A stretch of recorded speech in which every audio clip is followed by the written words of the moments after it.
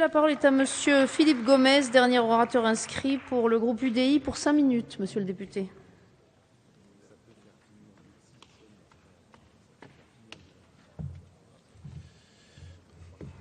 Madame la Présidente, Monsieur le Ministre, Mesdames et Messieurs les représentants du gouvernement, Mesdames et Messieurs, nous traitons aujourd'hui de l'un des deux chiffres magiques de la campagne électorale.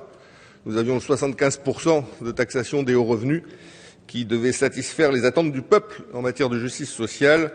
Nous avons les 60 000 postes pour l'éducation nationale qui doivent nous permettre de refonder l'école.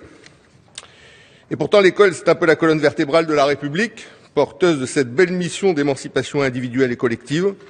C'est le grand paquebot de la nation, plus de 12 millions d'élèves et d'apprentis scolarisés, 850 000 personnels, 64 milliards d'euros de budget.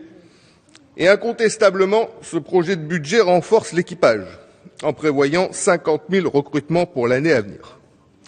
Mais suffit-il d'avoir un équipage plus étoffé pour définir un cap et l'atteindre plus vite? Dans ce cas d'espèce, je n'en suis pas certain. Je me permets simplement de préciser une seule chose. Nous avions l'année dernière encore 34 000 enseignants de plus qu'en 89 et 540 000 élèves en moins. Les performances de notre système scolaire ont-elles pour autant été améliorées pendant cette période? De l'avis général, y compris vu de l'étranger, il semble bien que non. Et vous savez, Monsieur le Ministre, je suis issu d'un territoire, la Nouvelle-Calédonie, où encore aujourd'hui, en 2012, seulement 50% d'une classe d'âge parvient au baccalauréat. Depuis des décennies, les inégalités scolaires n'ont cessé de s'aggraver. La liste est longue. Inégalités sociales, territoriales, de genre, d'offres scolaires, de financement, de conditions d'enseignement. L'école de la République, au bout du compte, est un échec. Elle ne fait que dupliquer les déterminismes sociaux et on le doit, je m'excuse de m'inscrire un petit peu différemment de l'ensemble des orateurs, à notre échec collectif, droite et gauche confondues. Monsieur le ministre, vous avez fait dans ce budget un certain nombre de choix et c'est vrai que la partie la plus visible de ces choix, c'est la partie quantitative, même si il ne faut pas nier non plus un certain nombre de propositions qualitatives. Est-ce que ces propositions seront suffisantes pour refonder l'école? Rien que de dire le mot, on a des frissons dans le dos, nous allons refonder l'école. Belle ambition, noble ambition. Quelles innovations pédagogiques souhaitez-vous engager dans les prochains mois? Quelles expérimentations pour repérer les jeunes en difficulté, par exemple? Allez-vous évaluer des dispositifs qui méritent de l'être, tels que les programmes de réussite éducative, le soutien à la parentalité, l'accompagnement de la scolarité des enfants handicapés ou encore la conduite d'éducation artistique? Quel choix pour l'enseignement des matières scientifiques? Quelles nouvelles méthodes pédagogiques à l'heure d'Internet? Quel équilibre aussi entre enseignement public et privé? Alors que tous les budgets de cette mission, cela a été noté, augmentent, tandis que celui de l'enseignement privé de premier et du second degré stagne.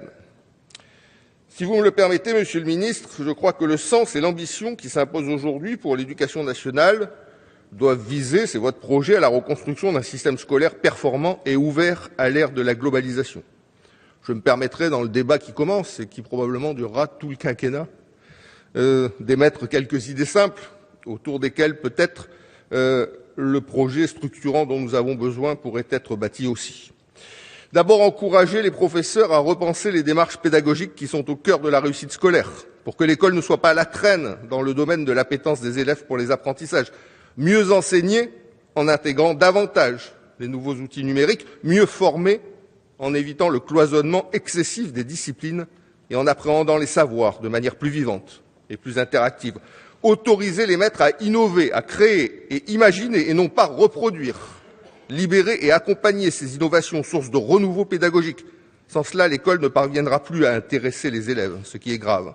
Repenser, bien sûr, la formation initiale des professeurs, c'est bien, mais c'est loin d'être suffisant. Il faut une autre ambition, plus de cohérence, repenser l'articulation entre formation initiale et continue des professeurs, afin que cette exigence devienne un véritable levier d'une meilleure réussite pour tous les élèves.